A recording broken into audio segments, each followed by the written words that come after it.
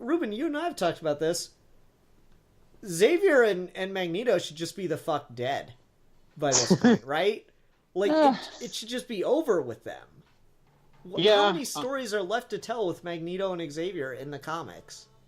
Well, if you're just looking at like what people know, like the classic like Magneto believes this and Charles believes that and they're always butting heads, then there is a limit to that. But like I do think there's room for these characters to grow. Like I just recently, earlier this week, I read Cullen Bunn's Magneto series and it's really good. And it plays Magneto kind of like a superpowered Punisher, where he's going after people who commit mutant hate crimes, and he's not just a raging psychopath.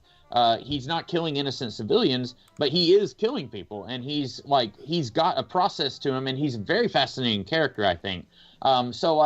But then the character has had to change and grow from how he was in the 60s. And I think that's where, like, you can look at, like, look at Batman. We talked about him a little bit. A lot of times people will say, like, there's this core to who Batman is, and there are a few elements that are, like, non-negotiable with Batman. Like, his parents died in an alley, like the Pearls, and, Joe Chill, and sometimes it doesn't even have to be Joe Chill. You look at the 1989 Batman movie, and then, like, there's all this stuff that's, like, classic Batman, but, like, I don't know if either of you have read, there was this thing that Lin Wein wrote in the mid-'80s called The Untold Legend of Batman, and it was basically taking all of the disparate elements of Batman from before Crisis on Infinite Earths and, like, trying to tie it all in and make a cohesive origin.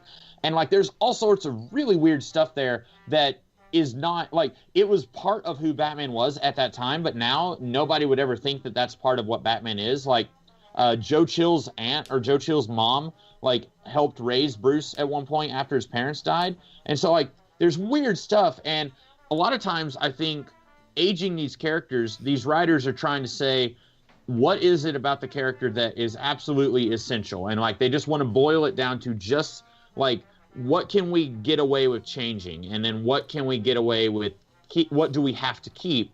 And then in trying to change stuff, like, they're looking at ways they can change these characters and evolve them. And I guess aging the character is just one way to do that. But a lot of times other people will say, no, you can't do that. This thing that you got rid of is an essential part of that character. And so that's where you'll have all this regression going back and forth.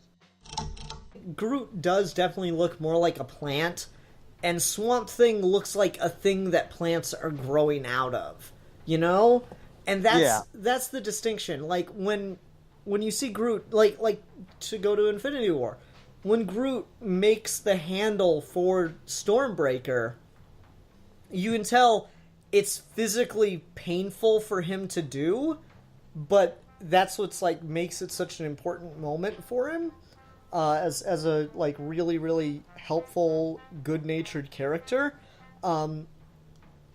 Whereas when Swamp Thing grows things, as I've always seen it, it's so passive, and it's like, it doesn't have that same kind of, like, connection of, it's a part of himself going. It's just, it's like when Iceman blasts stuff, It's like, it's used in just the same way, where it's not really, it doesn't seem to have any connection to the character itself. So, like, the way Groot grows things, particularly in the first Guardians film, like, everyone loves the scene where he gives the little girl the flower. That's really good. The scene where he creates the bioluminescent spores. God, that's great. So if they plan to do this for years and they don't care how consistently they don't care how quickly they can get something out, they just want consistent quality, and they don't care if they're doing this 5 years from now.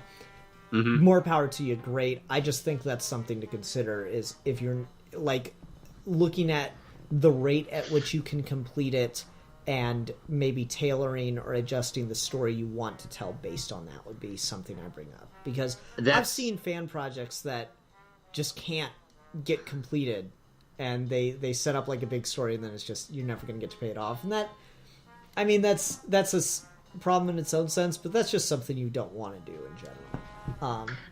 That's correct. I'm actually looking this through the lens of, like, being an independent comic creator. Mm-hmm.